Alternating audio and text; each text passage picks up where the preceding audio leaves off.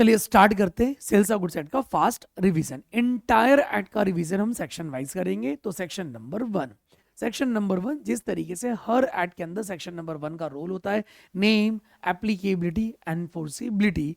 Sir ये act का नाम है the sales of goods act 1930, enforce हुआ है 1 जुलाई 1930 से, और एप्लीकेबल होता है whole of India, whole of country including union territory of Jammu and Kashmir and Ladakh. Section number 2 definition part, जिस तरीके से हर एक्ट के अंदर डेफिनेशन सेक्शन 2 में कवर से ही कवर होती है, यहां पर भी सेक्शन नंबर 2 का रोल वही है। सर एग्जैक्टली डेफिनेशंस होती क्या है? कुछ ऐसी स्पेशल टर्मिनोलॉजी जो इंटायर एक्ट में फ्रीक्वेंसी में रिपीट होने वाली है, और उन स्पेशल टर्मिनोलॉजी का स्पेशल मीनिंग है, तो उन स्पेशल टर्मिनोलॉजी को बार बार डिफाइन ना करते हुए ऑलवेज सेक्शन नंबर 2 के अंदर डिफाइन किया जाता है, और फिर इंटायर एक्ट के अंदर जब भी वो स्पेशल टर्मिनोलॉजी आएगी तो उसका मीनिंग सेक्शन नंबर 2 से ही एक्सट्रैक्ट होगा।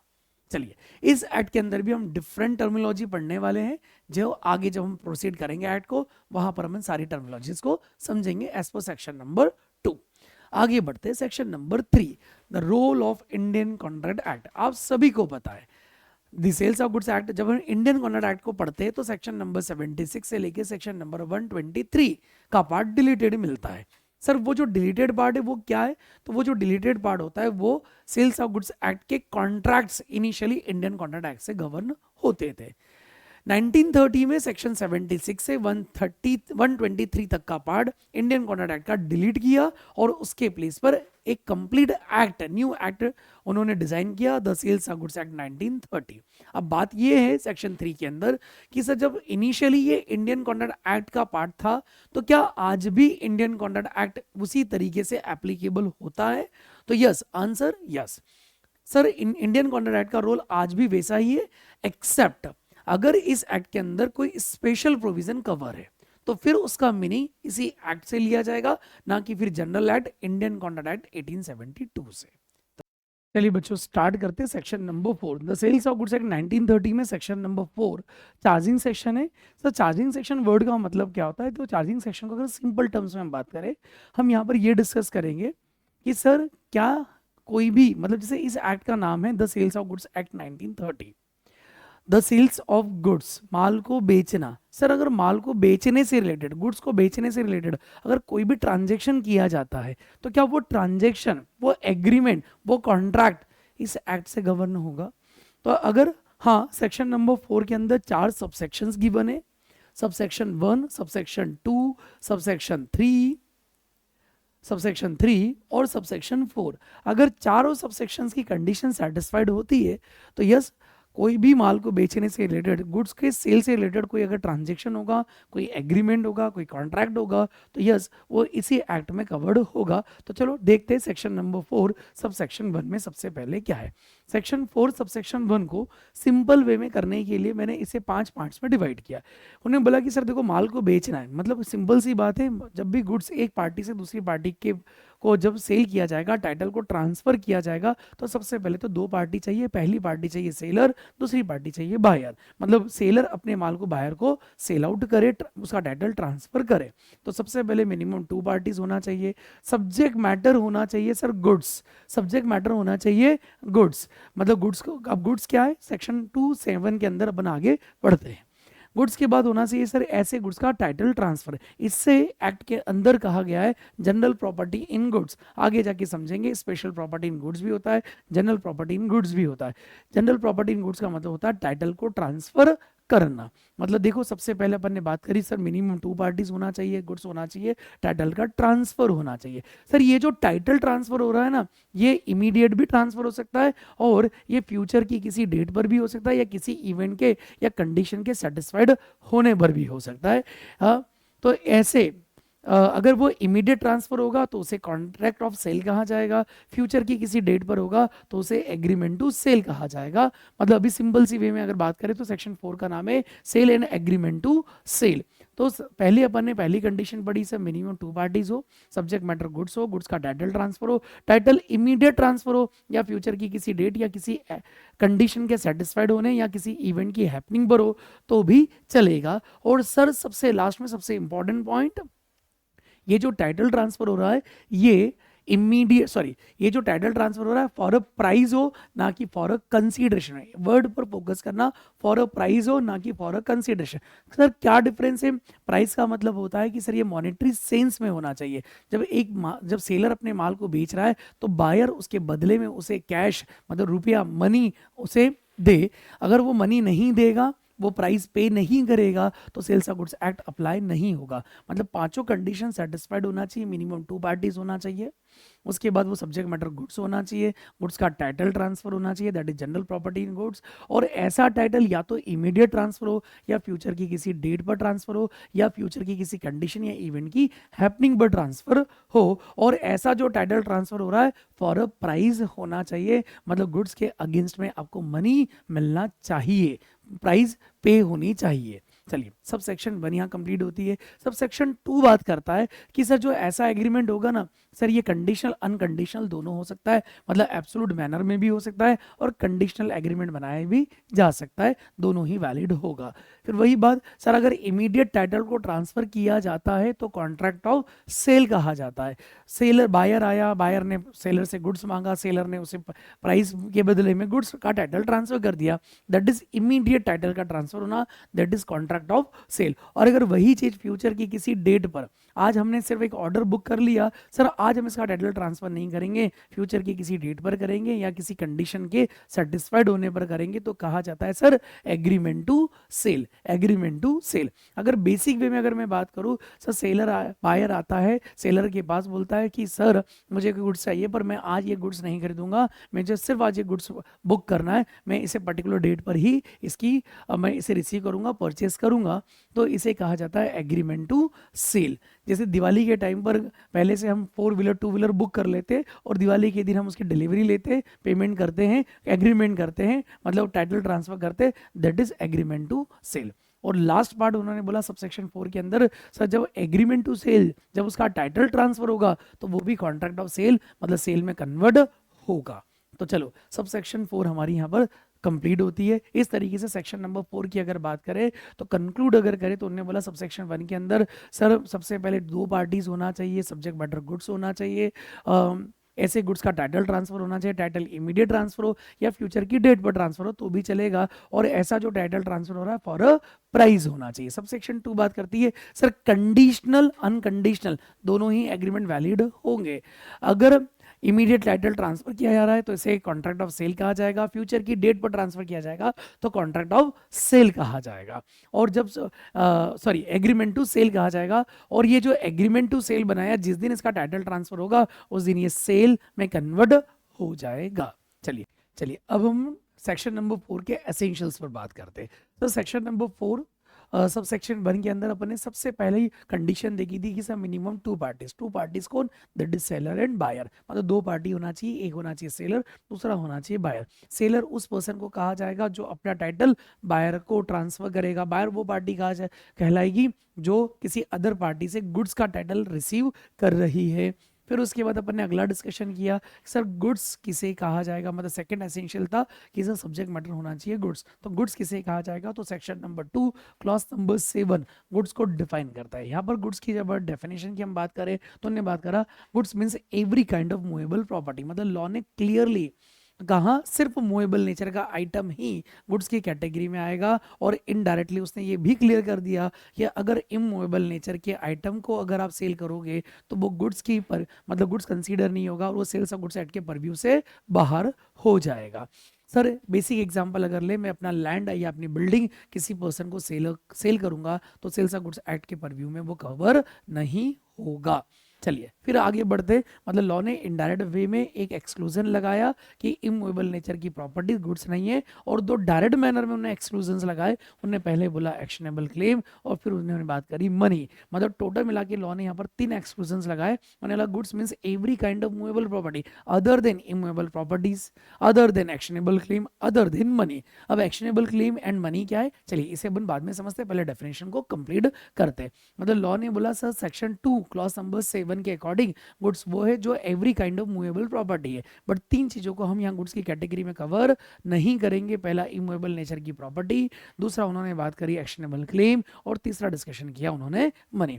फिर उसके बाद उन्होंने बात करी सर अगर कोई ऐसा पार्ट है जो लैंड से जुड़ा हुआ है, कोई ऐसा पार्ट है जो लैंड से जुड़ा हुआ है, तो क्या सर वो लैंड से जुड़ा हुआ हर पार्ट इमूवेबल नेचर की कैटेगरी में आएगा और वो गुड्स की कैटेगरी में नहीं आएगा? तो यस, यहाँ पर सेक्शन ने 27 ने आगे उसे और क्लियर किया कि अगर लैंड से जुड़ा हुआ कोई भी पार्ट है, जैसे एग्जाम्पल के लिए स्टैंडिंग क्रॉप है, हाँ, या अगर कोई ट्रीज है सर, अगर हम उसका एग्रीमेंट कर ले और एग्रीमेंट के अकॉर्डिंग या तो सेल करने से पहले या सेल करने के बाद, मतलब एग्रीमेंट से पहले या एग्रीमेंट के बाद अगर हम उसे लैंड से डिसअटैच करेंगे, उसे लैंड से अलग करने का अगर कोई प्रोविजन उस कॉन्ट्रैक्ट के अंदर डिफाइन है, तो लॉ बोलता है कि सर वो स्टैंडिंग क्रॉप, वो ट्री अब गुड्स की कैटेगरी में आएगी, हम उसे इमूवेबल नेचर की प्रॉपर्टी कंसीडर नहीं करेंगे। इसका एक और एग्जांपल अगर अपन ले, सर अगर हम हमारे मकान के अंदर कोई गेट है, विंडो लगी हुई है, डोर लगा हुआ है, अगर उसे वहां से अलग करेंगे, डिसअटैच करके बेचने की बात करेंगे, तो यस वो भी सेल्स ऑफ गुड्स एक्ट के परव्यू में कवर्ड होगा, क्योंकि गुड्स कंसीडर होगा। अगर वो लैंड और बिल्डिंग के साथ अटैच्ड है और उसे अलग करने का कोई सेपरेट एग्रीमेंट नहीं किया है, तो फिर वो इमूवेबल प्रॉपर्टी होगा और गुड्स कंसीडर नहीं होगा, और जब गुड्स कंसीडर नहीं होगा तो सेक्शन नंबर 4 एप्लीकेबल नहीं होगी। तो चलिए अपन ने सेक्शन 2 क्लॉज 7 को कंक्लूड किया। वापिस से रिपीट करते, सेक्शन नंबर 2 क्लॉज नंबर 7 में बात करें तो सर गुड्स उसे माना जाएगा जो every kind of movable property हो। लॉ ने क्लियरली मतलब इनडायरेक्ट वे में इमूवेबल नेचर की प्रॉपर्टी को गुड्स कंसीडर नहीं किया, और 2 और एक्सक्लूजन्स लगाए, उन्होंने बोला मनी एंड एक्शनेबल क्लेम भी गुड्स की कैटेगरी में इंक्लूड नहीं होता है। फिर उन्होंने बात करी सर लैंड से जुड़ा हुआ अगर कोई पार्ट है तो क्या वो गुड्स की कैटेगरी में आएगा? यस, वो गुड्स की कैटेगरी में आ सकता है अगर अंडर दी एक्ट, मतलब सर जो आपने सेल्स ऑफ गुड्स एक्ट का एग्रीमेंट बनाया, उस एग्रीमेंट के अकॉर्डिंग सेल से पहले या सेल के बाद अगर आप उसे लैंड से डिसअटैच करने की बात कर रहे हो, लैंड से अलग करने की बात कर रहे हो, तो लॉ बोलता है वो लैंड से जुड़ा हुआ पार्ट जिसके ऊपर आज एग्रीमेंट करके माल खरीदा या बेचा जा रहा है, तो वो भी सेल्स ऑफ गुड्स एक्ट के परव्यू में आएगा। देखिए, stock shares growing crop grass thing attached to और forming part of the land which are agree to be severed, या तो उसे अलग करने का अपन ने प्रोविजन बना लिया बिफोर सेल, सेल से पहले, और under the contract of sale. मतलब अगर हमने एज पर दी लॉ अगर उसे लैंड से अटैच करने डिसअटैच करने की बात करी, तो यस वो गुड्स की कैटेगरी में इंक्लूड होगी। चलिए अब आगे बढ़ते, सर एक्शनेबल क्लेम क्या है? तो एक्शनेबल क्लेम को लॉ ने बोला कि ये तो पहली बात गुड्स की कैटेगरी में नहीं है, तो हमें ये समझना होगा कि सर एक्शनेबल क्लेम क्या है। तो एक्शनेबल क्लेम को लॉ ने बात करी, एक्शनेबल क्लेम उसे कहा जाएगा जो अनसिक्योर्ड ने, मतलब any debt other than secured debt. Any debt मतलब अगर किसी पार्टी से पैसा कलेक्ट करने का राइट है और वो राइट में के अगेंस्ट में हमारे पास कोई सिक्योरिटी नहीं है, तो फिर वो एक्शनेबल क्लेम माना जाएगा। सर कैसी सिक्योरिटी? तो लॉ ने इसे भी डिफाइन किया। अगर मुझे किसी मिस्टर ए से 10 लाख रुपए लेना है, बट अगर मैंने उस 10 लाख के अगेंस्ट में उस पर्सन की कोई मकान या कोई लैंड की मॉर्गेज करवा कर राइट रिजर्व कर लिया कि पार्टी अगर मुझे पैसा नहीं देगी तो फिर मैं ये लैंड या बिल्डिंग को बेचकर पैसा रिकवर कर लूंगा, दैट इज ये सिक्योर्ड हो गया। तो लॉ बोलता है ये अब एक्शनेबल क्लेम नहीं है। क्लियर?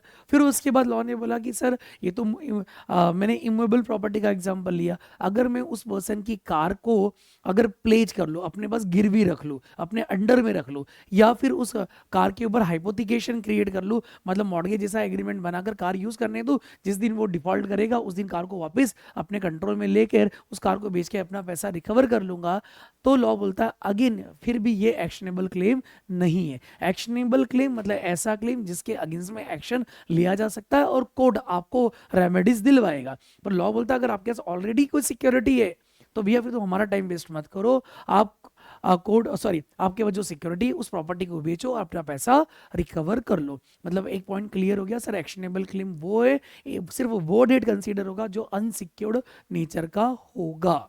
क्लियर? फिर उसके बाद सेकंड पार्ट आता है कि सर एक्शनेबल क्लेम के अंदर अगर हमारे पास कोई भी मूवेबल आइटम है जिसमें हमारा बेनिफिशियल इंटरेस्ट है और वो गुड्स, वो मूवेबल आइटम अगर हमारे कंट्रोल में, हमारे पोजीशन में नहीं है, वो तो कहा जाता है कि सर ये भी एक्शनेबल क्लेम है। एक एग्जांपल लेके समझाता हूँ। मैंने मिस्टर ए से गुड्स परचेज कर लिया, मैंने मिस्टर ए से उसकी बाइक परचेज कर ली, मैंने मिस्टर ए से उसका कार परचेज कर ली। कार खरीद लेने के बाद भी अभी तक उसने कार मुझे नहीं दी, ना तो एक्चुअल वे में और ना ही कंस्ट्रक्टिव वे में। मतलब कंस्ट्रक्टिव वे का मतलब है कि वो कार मेरे किसी थर्ड पार्टी के पास रखी, ना तो सेलर के पास रखी है ना मेरे पास रखी है, वो किसी थर्ड पार्टी के पास रखी हुई है। और उस सेलर ने क्लियरली बोल दिया था कि भैया सचिन सर आए तो दे देना, दैट इज कंस्ट्रक्टिव पोजीशन में है, वो मेरे अंडर में। तो लॉ बोलता है ना तो वो एक्चुअल में सचिन सर आपके अंडर में है और ना ही वो आपके कंस्ट्रक्टिव पोजीशन में है, और मतलब वो गुड्स अभी भी जिस पार्टी से मैंने खरीदा था उसी पार्टी के कंट्रोल में है। तो that is beneficial interest in movable properties. तो ये दोनों ही चीजें एक्शनेबल क्लेम मानी जाती है, मतलब अनसिक्योर्ड नेचर का डेड और beneficial interest in movable property. अगर इन दो से रिलेटेड अगर कोई एग्रीमेंट होगा, मतलब बेसिक वे में अगर एक बिजनेस पर्सन अपने डेटर को अगर बेच रहा है, तो जो फैक्टरिंग का कॉन्सेप्ट हम एफएम में पढ़ते हैं या आगे आप जाके पढ़ोगे, तो वो जो अपने डेटर को बेचेगा तो वो सेल्स ऑफ गुड्स एक्ट में कवर्ड नहीं होगा।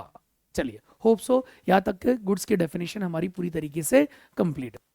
उन्हें वापस कंक्लूड करते और एंड करते। Sir goods means every kind of movable property, मतलब गुड्स होने के लिए मूवेबल प्रॉपर्टी होना चाहिए। दूसरी बात फिर उन्होंने बोली सर 3 तरह के एक्सक्लूजन है यहाँ पर। सर इमूवेबल प्रॉपर्टी यहाँ पर कवर नहीं होगी, सर एक्शनेबल क्लेम यहाँ पर कवर नहीं होगा, और सर लैंड मनी यहाँ पर कवर नहीं होगी। सर मनी क्या है? मनी मीन्स लीगल टेंडर, किसी कंट्री में चलने वाली प्रचलित मुद्रा। आज की डेट में जो हमारी कंट्री के अंदर 10 रुपए का नोट, 20 रुपए का नोट, 50 रुपए का नोट, 100 रुपए का नोट, 200 रुपए का नोट, 500 रुपए का नोट, ये है सब लीगल टेंडर। अगर लीगल टेंडर में डीलिंग होगी तो ये भी गुड्स की कैटेगरी में कंसीडर नहीं होगा। ठीक, फिर उसके बाद अपन ने बात करी सर अगर लैंड से जुड़ा हुआ कोई पार्ट अगर है तो क्या वो एक्शनेबल क्लेम कंसीडर, क्या सर वो गुड्स की कैटेगरी में कवर होगा? लैंड से जुड़ा हुआ अगर कोई पार्ट है तो वो गुड्स बन सकता है, और तभी बनेगा जब अंडर दी एग्रीमेंट उसे डिसअटैच करने का कोई प्रोविजन हो। अगर उसे अलग करने का कोई रूल नहीं है और आपने इमूवेबल प्रॉपर्टी से जुड़ा हुआ कोई पार्ट अगर खरीद लिया तो फिर वो इमूवेबल प्रॉपर्टी कंसीडर होगी, दैट इज गुड्स कंसीडर नहीं होगा। अगर मैंने एक लैंड जिसके ऊपर स्टैंडिंग क्रॉप है, खेती जिसके ऊपर फसल उग चुकी है, कंप्लीट तैयार है, अगर मैंने वो लैंड के साथ खेती भी खरीद ली बट उसे मैंने क्लियर उस एग्रीमेंट में कहीं ऐसा नहीं लिखा कि मैं उसे अलग करूंगा, तो फिर ऐसी सिचुएशन में वो स्टैंडिंग क्रॉप भी इमूवेबल प्रॉपर्टी में कवर होगी। चलिए, hope so section number 2 class number 7 complete.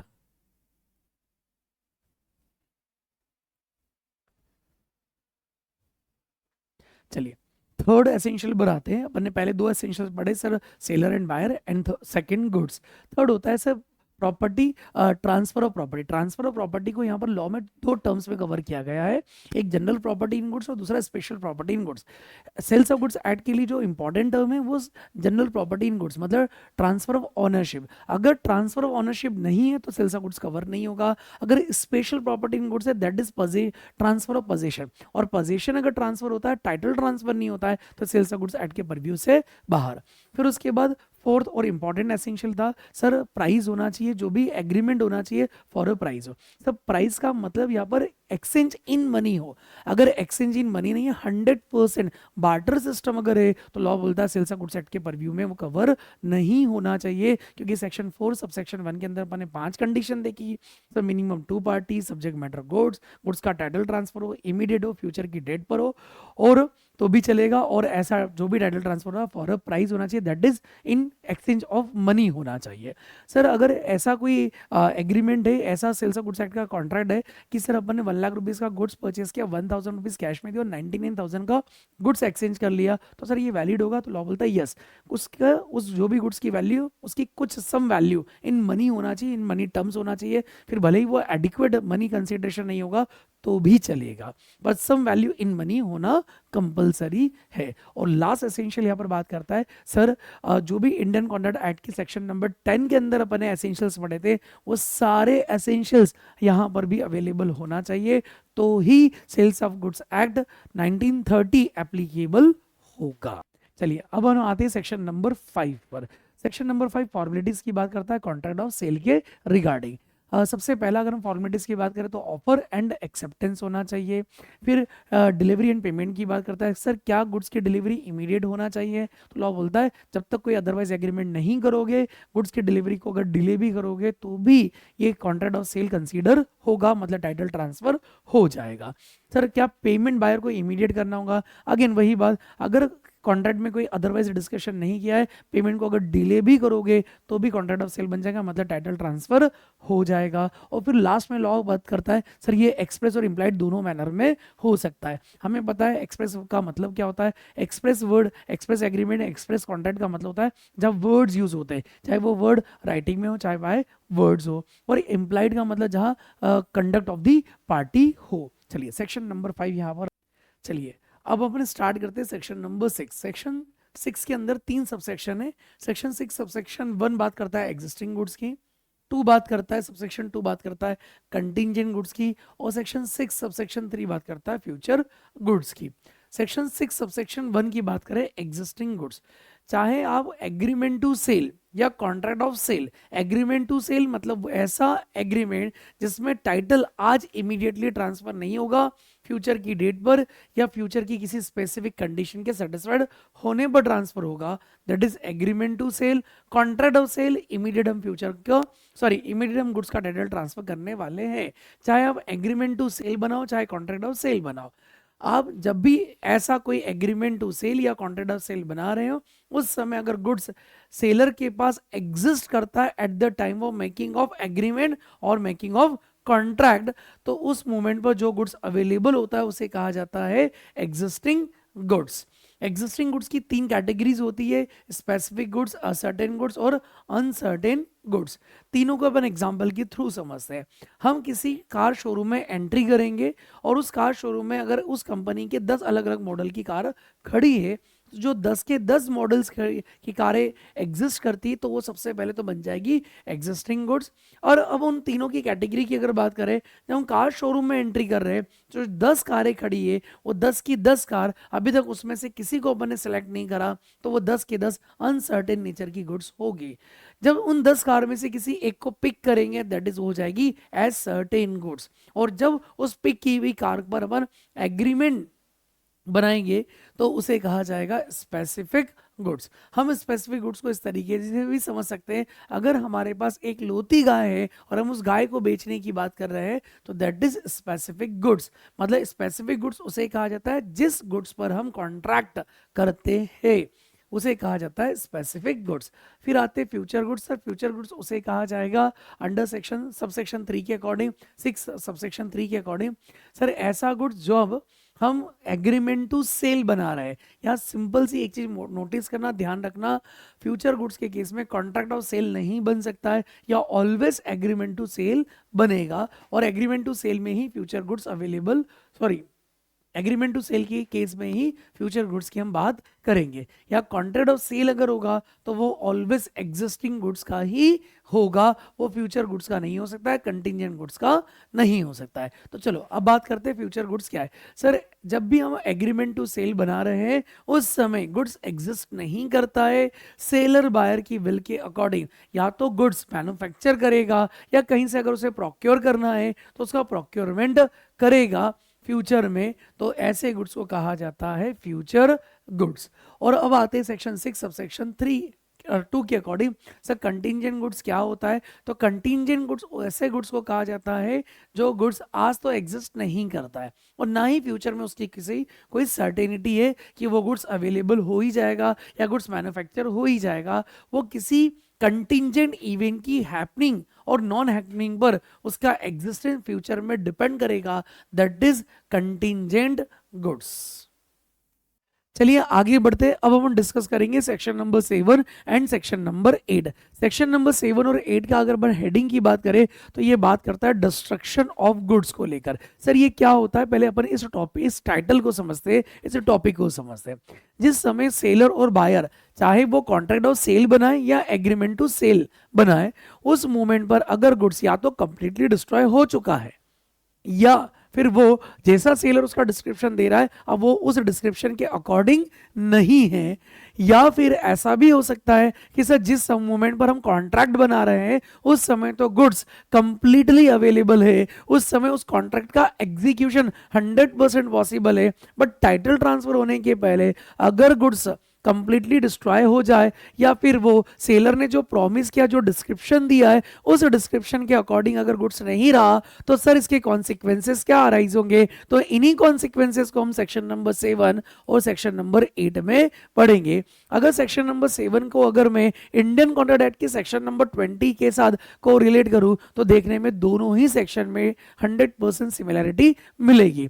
Section number 20 of Indian contract act 1872 बात करता है कि अगर एग्जिस्टिंग फैक्ट को लेकर दोनों ही पार्टी, कॉन्ट्रैक्ट की दोनों ही पार्टी अगर मिस्टेक पर होती है तो वो एग्रीमेंट वाइड होता है। और सेक्शन नंबर 8 को अगर मैं कंपेयर करूं तो ये section number 8 Indian contract act की सेक्शन नंबर 56 सुपर वेनिंग इम्पॉसिबिलिटी से 100% मैच करता है। जिस मोमेंट पर हमने एग्रीमेंट करा उस समय तो हमें लगता है कि ये कॉन्ट्रैक्ट तो सर 100% इसका परफॉर्मेंस पॉसिबल है और ये वैलिड कॉन्ट्रैक्ट है, बट आगे जाके कुछ ऐसी इम्पॉसिबिलिटी अराइज होती है जिससे वो कॉन्ट्रैक्ट इम्पॉसिबल इवेंट में कन्वर्ट हो जाता है और सेक्शन नंबर 56 में फिर हम उसे वॉइड कॉन्ट्रैक्ट बोलते हैं। सिमिलर सेक्शन नंबर 8 में भी सेम टॉपिक का डिस्कशन करेंगे। तो चलो आते हैं अब सेक्शन नंबर 7 पर। सेक्शन नंबर 7 के लिए Indian sales of goods act की सेक्शन 7 बात करती है 3 स्पेसिफिक कंडीशन की। सर सेक्शन 7 में सिर्फ तभी ये पॉसिबिलिटी बनेगी जब गुड्स सबसे पहले तो स्पेसिफिक गुड्स हो, मतलब गुड्स असर्टेन हो और स्पेसिफिक नेचर का गुड्स हो। दूसरी स्पेशल कंडीशन ये है कि जिस पॉइंट ऑफ टाइम पर सेलर और बायर के बीच में कॉन्ट्रैक्ट ऑफ सेल बनाया जा रहा है और सेलर उस गुड्स का जो डिस्क्रिप्शन दे रहा है या तो गुड्स 100% उस डिस्क्रिप्शन के अकॉर्डिंग नहीं रहा या वो कंप्लीटली डिस्ट्रॉय हो चुका है और इस फैक्ट से सेलर टोटली अनअवेयर है या बायर को लेकर कोई डिस्कशन नहीं किया, ये स्पेशल फोकस करने वाला पॉइंट है। सेलर के नॉलेज में किसी भी तरह से वो फैक्ट नहीं है तो लॉ यह बात करता है कि ऐसा जो भी एग्रीमेंट बनाया जा रहा है, मतलब कॉन्ट्रैक्ट ऑफ सेल बनाया जा रहा है, ये contract of sale completely void होगा। और सेक्शन नंबर 8 पर अगर हम आए तो सेक्शन नंबर 8 के अंदर 4 कंडीशंस देखिए रखी है। ये सेक्शन नंबर 56 से अपन ने कोरिलेट किया था। जिस मोमेंट पर सेलर, यहाँ पहले वाले केस में हम कॉन्ट्रैक्ट ऑफ सेल की बात कर रहे थे, इमीडिएट टाइटल ट्रांसफर करने की बात कर रहे थे। सेक्शन नंबर 8 में हम एग्रीमेंट टू सेल की बात करते हैं, मतलब इमीडिएट टाइटल ट्रांसफर नहीं होगा। आज सेलर और बायर के बीच में सिर्फ उस गुड्स के टाइटल को ट्रांसफर के लिए एग्रीमेंट बनेगा और फ्यूचर की किसी डेट पर या किसी कंडीशन के सेटिस्फाइड होने पर उसके टाइटल को ट्रांसफर किया जाएगा। जिस मूवमेंट पर हम एग्रीमेंट टू सेल बना रहे हैं वो मूवमेंट पर गुड्स स्पेसिफिक और सर्टेन नेचर का होना चाहिए। सबसे पहले इंपॉर्टेंट कंडीशन।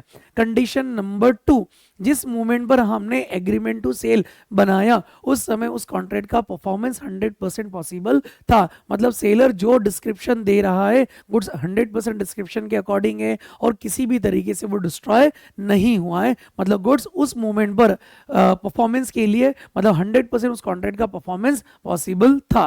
बट आगे जाके जब उसका टाइटल ट्रांसफर होना था उस मतलब एग्रीमेंट टू सेल से लेकर कॉन्ट्रैक्ट ऑफ सेल की डेट के बीच में कुछ ऐसा होता है जहां पर seller without mistake of seller and buyer, यहां पर ये फोकस करने वाला पॉइंट है। सेक्शन नंबर 8 के अंदर बात करा है without mistake of seller and buyer, ना तो वहां पर सेलर की मिस्टेक हो और ना ही बायर की मिस्टेक हो, और अब वो जो गुड्स है वो गुड्स इस तरीके से डिस्ट्रॉय हो चुका है, या तो वो कंप्लीटली डिस्ट्रॉय हो गया या अब वो डिस्क्रिप्शन के अकॉर्डिंग नहीं रहा। तो लॉ यहां पर ये बात करता है कि अगर वो टाइटल ट्रांसफर होने के पहले पहले अगर वो गुड्स कंप्लीटली डिस्ट्रॉय हो जाए या डिस्क्रिप्शन के अकॉर्डिंग ना रहे तो कहा जाता है कि जो सेक्शन नंबर 8 के अंदर हमने एग्रीमेंट टू सेल बनाया, सेक्शन नंबर 8 उस एग्रीमेंट को, उस कॉन्ट्रैक्ट को वॉइड कॉन्ट्रैक्ट में कन्वर्ट करेगा। चलिए सेक्शन नंबर 7 और सेक्शन नंबर 8 कंप्लीट। यहाँ पर ये चीज दोनों ही सेक्शन में जो कॉमन पॉइंट था वो स्पेशल ये है कि गुड्स स्पेसिफिक नेचर का हो। अगर गुड्स अनसर्टेन है या फ्यूचर गुड्स है तो सेक्शन 7 और सेक्शन 8 के अंदर किसी भी तरीके से ना तो एग्रीमेंट वाइड होगा और ना ही कॉन्ट्रैक्ट वाइड होगा। चलिए सेक्शन नंबर 9 और सेक्शन नंबर 10 पर आते हैं। सेक्शन नंबर 9 और 10 उस कॉन्ट्रैक्ट या एग्रीमेंट टू सेल में जो प्राइस डिटर्मिनेशन है उसके ऊपर डिस्कशन करता है। सेक्शन नंबर 9 सबसेक्शन 1 की अगर हम बात करें तो सबसे पहले उन्होंने बोला कि सर बायर और सेलर जो भी प्राइस फिक्स करेंगे वो एक्सेप्टेबल। फिर फिर उन्होंने सेकंड डिस्कशन किया कि अगर उन्होंने कोई प्राइस डिसाइड नहीं करी बट उन्होंने कोई मैथड डिसाइड कर ली तो मैथड से जो प्राइस डिटरमाइन होगी वो दोनों ही पार्टी के लिए एक्सेप्टेबल होगी। फिर तीसरा डिस्कशन किया ना तो सर प्राइस डिसाइड करी ना कोई मेथड डिसाइड करी है बट फिर जो भी उनके बीच में जो कोर्स ऑफ डीलिंग हुई है उस कोर्स ऑफ डीलिंग को एक्सेप्टेबल माना जाएगा। बट सर यहाँ कोर्स ऑफ डीलिंग का मतलब क्या है? तो कोर्स ऑफ डीलिंग को अपन इस तरीके से समझ सकते हैं कि बायर और सेलर के बीच में पहले भी सेम नेचर का कोई ट्रांजेक्शन हुआ था, उस मोमेंट पर भी उन्होंने चाहे वो एग्रीमेंट टू सेल या कॉन्ट्रैक्ट ऑफ सेल बनाया हो उस मोमेंट पर भी उन्होंने प्राइस डिसाइड नहीं की थी और उस ट्रांजैक्शन को फ्यूचर में जाकर आगे जाकर उन्होंने सेटल कर लिया था। तो जिस भी मेथड से उन्होंने सेटल किया था, जिस भी तरीके से उन्होंने सेटल किया था, वो ही कोर्स ऑफ डीलिंग यहां पर भी अप्लाई होगी। अब आते हैं सेक्शन 9 सबसेक्शन 2 पर। लॉ यहां पर बात करता है सबसेक्शन 9 सेक्शन नंबर 9 सबसेक्शन 1 के अकॉर्डिंग ना तो हमने कोई प्राइस डिसाइड करी है, ना अपन ने कोई मेथड डिसाइड करी है और ना ही उनके बीच में कोई कोर्स ऑफ डीलिंग रही है। तो ऐसी सिचुएशन में जो रिजनेबल प्राइस होगी वो प्राइस एक्सेप्टेबल होगी। यहां पर एक चीज नोटिस करने वाली है कि सर ये जो रिजनेबल प्राइस है कभी भी किसी भी सिचुएशन में मार्केट प्राइस को हम रिजनेबल प्राइस कंसीडर नहीं करेंगे। सर ये तो सरकमस्टांसेस पर डिपेंड करेगा कि रिजनेबल प्राइस क्या बनेगी। इस तरीके से सेक्शन 9 कंप्लीट। अब आते हैं सेक्शन नंबर 10 पर। इसको अपन सिंपल वे में ऐसा समझ सकते हैं, क्या सर क्या थर्ड पार्टी उस कॉन्ट्रैक्ट के लिए कोई प्राइस डिटरमाइन करे तो क्या वो एक्सेप्टेबल होगी बायर और सेलर के लिए? तो लॉ ने तो पहले बोल दिया नहीं, नेवर। पर उन्होंने बोला सर ये एक्सेप्टेबल हो सकती है अगर पहले से बायर और सेलर के बीच में जो एग्रीमेंट या कॉन्ट्रैक्ट ऑफ सेल बनाया उस मोमेंट पर उन्होंने थर्ड पार्टी का डिस्कशन किया था कि थर्ड पार्टी प्राइस डिसाइड करेगी। तो थर्ड पार्टी ऐसी सिचुएशन में जो भी प्राइस फिक्स करेगी वह एक्सेप्टेबल होगी। अब अपन इसके कॉन्सिक्वेंसेस की बात करते हैं सेक्शन नंबर 10 के अंदर। तो सेक्शन नंबर 10 सबसे पहला डिस्कशन ये करता है कि सर अगर हमने पहले से कॉन्ट्रैक्ट में थर्ड पार्टी का डिस्कशन किया और थर्ड पार्टी अब प्राइस डिटरमाइन नहीं कर पा रही है तो क्या कॉन्सिक्वेंसेस अराइज होंगे। तो सेक्शन 10 के अंदर पहला क्लियर डिस्कशन किया कि अगर थर्ड पार्टी प्राइस डिसाइड नहीं कर पा रही है तो एग्रीमेंट और वो कॉन्ट्रैक्ट हो जाएगा वॉइड। फिर दूसरा डिस्कशन किया कि सर अगर ऐसी सिचुएशन बन जाए कि बायर सेलर को गुड्स डिलीवर कर चुका है, सेलर ने बायर को गुड्स डिलीवर कर लिया है और बायर ने गुड्स को एक्सेप्ट कर लिया है और अब अगर थर्ड पार्टी प्राइस डिसाइड नहीं कर पा रही है तो लॉ बोलता है यहां पर बायर की ड्यूटी है कि वो जो भी उस गुड्स का रिजनेबल प्राइस बनती है वो उसे पे करे। फिर एक्ट तीसरा डिस्कशन ये करता है कि सर क्या ऐसी सिचुएशन बन सकती है कि सेलर या बायर दोनों में से कोई एक पार्टी थर्ड पार्टी को प्राइस डिटरमाइन करने से मना करे क्योंकि कॉन्ट्रैक्ट तो हो जाएगा वॉइड। ये सोचकर तो लॉ ने बोला कि नहीं, अगर ऐसी सिचुएशन में सेलर या बायर दोनों में से किसी एक पार्टी ने थर्ड पार्टी को प्रिवेंट किया प्राइस डिटर्मिनेशन से तो जो भी दोनों में एग्रीव्ड पार्टी होगी, पीड़ित पक्षकार होगा, उसके पास दो ऑप्शन बन जाएंगे। पहला तो राइट बनेगा उसके पास कि वो कॉन्ट्रैक्ट को वॉइडेबल डिक्लेयर कर दे और दूसरा उसको कंपनसेशन डिमांड करने का राइट बनेगा। क्लियर? चलिए आगे बढ़ते। इस तरीके से सेक्शन नंबर 9 और सेक्शन नंबर 10 कंप्लीट। चलिए अब आते हैं सेक्शन नंबर 11 पर। सेक्शन नंबर 11 जो बात करती है स्टिपुलेशन एज टू टाइम, मतलब क्या sir contract sales of goods act के लिए टाइम इतना एसेंशियल है कि सेलर या बायर अपना कोई भी performance with in a time limit में अगर कंप्लीट ना करे या रिजनेबल टाइम लिमिट में कंप्लीट ना करे तो दूसरी पार्टी को कॉन्ट्रैक्ट को टर्मिनेट करने का राइट मिल जाएगा। तो चलिए सेक्शन नंबर 11 इसी टॉपिक पर डिस्कशन करेगा। तो सेक्शन नंबर 11 में हम इसे दो पार्ट में डिवाइड करके समझते हैं कि क्या सर अगर सेल बायर ने सेलर को विद इन टाइम लिमिट में या स्पेसिफाइड टाइम लिमिट में अगर पेमेंट नहीं किया तो क्या सेलर कॉन्ट्रैक्ट को टर्मिनेट करने का राइट रखता है? तो एक्ट बोलता है नो, नेवर। तभी सेलर कॉन्ट्रैक्ट को टर्मिनेट करने का पावर रखेगा जब कॉन्ट्रैक्ट में सेलर ने टाइम को एसेंशियल डिक्लेयर किया हो। सर अब अदर सर्कमस्टांसेस की अगर बात करें अदर देन पेमेंट, तो लॉ बोलता है अदर देन पेमेंट की सिचुएशन में हमें कॉन्ट्रैक्ट की टर्म्स को समझना होगा। क्या टर्म्स के अकॉर्डिंग अदर फैक्ट एसेंशियल थे, और अगर टाइम वहां पर एसेंशियल था, अगर टाइम एसेंशियल था तो ही हम उसे एसेंशियल डिक्लेयर करेंगे, अदरवाइज नो। तो चलिए यहाँ पर हमारी सेक्शन नंबर 11 कंप्लीट।